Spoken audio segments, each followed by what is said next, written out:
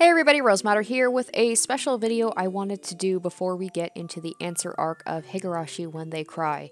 With the question arc wrapped up, there are a ton of, questions that have me scratching my head. So I figured it would be fun to discuss my theories and ideas on the events of Higurashi so far. Now, because I have played the past 4 chapters over the course of many months, I am hazy on certain details, so I may be wrong about some things, and I apologize for that, but there's just so much to digest that it's hard to keep track of everything. Anyway, there are some big questions to address, so let's get right to it. First question. Are the deaths in Hinamizawa a result of a real curse or supernatural cause, or are they at the hands of humans using Oyashiro's curse as a cover? As you guys know, I was pretty set on the idea of the murders initially being caused by humans, specifically the Sonozakis, especially during Chapter 2 with Mion's actions, the well full of bodies, and the implications about the Sonozakis being able to get away with anything due to their social status. There are certain people who I could see the Sonozakis getting rid of for getting in their way. Sadako's parents were in favor of the dam project. Maybe Rika's parents were killed because they wanted to diminish the power, being one of the 3 families, with Rika being killed later by them to completely wipe out the Furaday family. Although this one I'm not too sure of, considering Rika is revered in the village, and the Sonozakis, with the exception of Shion, seem to believe very strongly in Oyashiro. I am not too sure about Sadako's aunt, and I don't think Tomitake and Takano had any reason to be targeted by the Sonozakis. So, this I'm a little bit more iffy about. However, Chapter 4 has really made me rethink this theory. The fact that Rika predicted exactly who would die each year has me believing there to be definitely some sort of supernatural aspect to Higurashi. I will say the deaths are 100% the cause of a curse, but as Rika knows exactly who dies each year, I do believe the curse does to an extent exist, as events seem predetermined to happen. However, I still believe there is some sort of human aspect to it. I'm still hung up on this question, and I don't have a definitive theory on it. Question 2. What causes the so-called possessions that happen throughout the series? The drastic personality changes in Mion, Rena, Rika, Keiichi, and to an extent Sadako. Is it supernatural or something else? I don't believe that there's possessions. I think in the case of each character's personality changes, like Rena in Chapter 1, Mion in Chapter 2, and Keiichi in pretty much every chapter, is an internal thing. Mion believes because she is the heir to the Sonozakis and has the duty to protect Hinamizawa, she takes on the role of a demon or another self to justify her killing people and distance herself from her actions. Rena believes very strongly in Oyashiro, and upon moving from Hinamizawa, she has a mental break and attacked other students, believing she was being punished for leaving the village. Keiichi becomes extremely paranoid in each chapter and loses his sense of reality, especially in Chapter 3, believing that Satoshi is possessing him. Why Keiichi especially is affected so much by this paranoia is still up in the air, especially given that he has the loosest attachment to Hinamizawa. I believe Keiichi for the most part to be an unreliable narrator, since we're forced to take his versions of events as fact. However, if he's having a mental breakdown, his view of things would be skewed. For example, did Mion and Rena actually put a pin in the mochi? Was someone actually trying to run him down with a van, or is he just misremembering, or just remembering things completely differently? I have mentioned multiple times of my doppelganger theory, where these so-called personality changes are not the character themselves showing a drastic personality shift, but they have a doppelganger. Especially with Keiichi's actions during Higurashi, where his memories of the night he killed Sadako's uncle not aligning with what other people claim happened. However, I am amending my thoughts on this.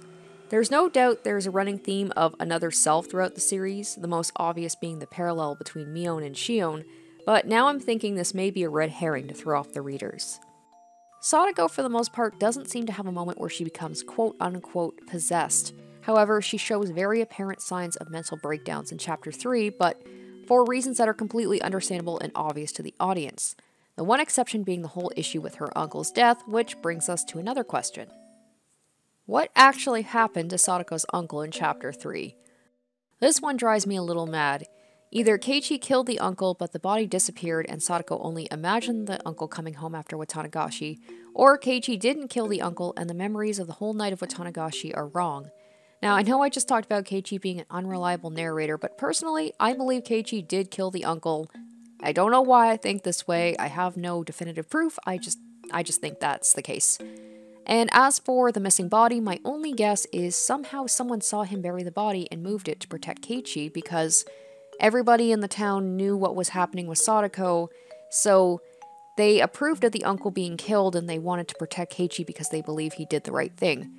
So, if that's the case, who moved the body? Well, we know that Takano hinted that she knew what Keiichi had done when she picked him up that night. So maybe she somehow found the body, dug it up, and threw it into the swamp or disposed of it somewhere else. And Sadako was so mentally fragile that she only imagined the uncle coming home that night. After all, she's the only one who claimed to see him alive after Watanagashi. However, the big question I haven't answered is, if Keiichi killed Sadako's uncle, how did people claim to see him at the Watanagashi festival? Well, maybe they all know what Keiichi did and are covering for him, providing him with an alibi. After all, word travels fast in Hinazawa, and like it's been said multiple times, the villagers will protect their own. You could commit a murder in broad daylight in Hinazawa, and if you're seen as one of the pack, the other villagers will band to protect you. Perhaps the whole village has decided to defend Keiichi because they approve of his actions of murdering Teppei. And maybe it wasn't Takano herself, but some Sonozaki underlings who moved the body at Mion's request. Is this theory totally out there? Probably, but the most fun ones tend to be. Once again, this theory I'm not super confident in, and I don't know why I believe so strongly that Keiichi did kill the uncle, but that is just my thought. Question 4. What caused the Great Hinamizawa disaster? Was it purely natural causes, Oyashiro-sama's curse affecting the entire village, or man-made, as Akasaka suggests at the end of Chapter 4? As for the Hinamizawa disaster, this was confusing to me because assuming the disaster happens in every timeline or chapter, it would have to happen on different days. I'm hazy on the specific days of the timelines in each chapter, but Chapter 3 happened in a relatively short amount of time, but we know the disaster did definitely happen. However, Chapter 1 and especially Chapter 2 took place over a longer period of time, and yet there's no mention of the disaster at all. So either the disaster takes place on different days in each timeline, or it doesn't happen at all in Onakakashi or Watanagashi. I'm of the opinion that it does happen in every chapter, but on different days. As for what causes the disaster, at first I believed it was triggered by Rika's deaths in each chapter. Because she's seen as the vessel of Oyashiro-sama, her death is the ultimate sin, causing the entire village to be wiped out, so, obviously a supernatural cause. However, there was also Keiichi throwing the bike into the swamp in Chapter 3, and then soon after that, the disaster happened, so a potential natural cause. However, this only happened in Chapter 3, so it's unlikely this is the cause of the disaster in each timeline. The question is, does a different event trigger the gas leak in every chapter, or is the cause the same? This is something I'm still stuck on, so I don't have a very clear theory on this one either. And the final question I want to address is the bombshell revealed at the end of Hamatsubushi, is that Rika knew about a lot of the events that would happen in later chapters, including the deaths of many others, including her own. How did she know these things? Remember how I said before that I don't believe the characters are being possessed? Well, I think the exception is with Rika. I think there are two sides to Rika, her normal self and her other self, which explains the change in personality and voice. I'm still on the fence on whether this other self is Oyashiro-sama possessing her, or if it's something else. The big question is, how does Rika know about future events? My theory is, what if Rika is aware she is a character in a story and knows she is not able to affect the course of events? This may sound strange, but there is quite a bit of fourth wall breaking, the all-caster view of course being the most obvious example. Until she meets Akasaka, she accepts her fate and believes it to be absolute. However, Akasaka represents the audience who may be able to help her, so she asks him, and by extension us, for help. However, because this is a story without choice or branching paths, which was teased with the box question as it being the only choice we're able to make in this game, we the audience have no way to change her fate. But what if we do? Each chapter represents us the audience attempting to change what happens. Each chapter represents an alternate universe or timeline. However, like I mentioned, because this is a story without player choice, we're just as along for the ride as Rika is. There are aspects that remain the same each time. The same people fall victim to the quote-unquote curse in the previous years leading up to 1983. Sadako's parents, Rika's parents, and Sadako's aunt. Takano and Tomatake always die after Watanagashi. It's not certain because it was not explicitly mentioned in Chapter 1, but Rika always dies. Keiichi dies very early in Chapter 1, so we don't learn of Rika's fate, but in every other chapter she's killed by someone, so let's assume that that's the case in Onakakashi as well.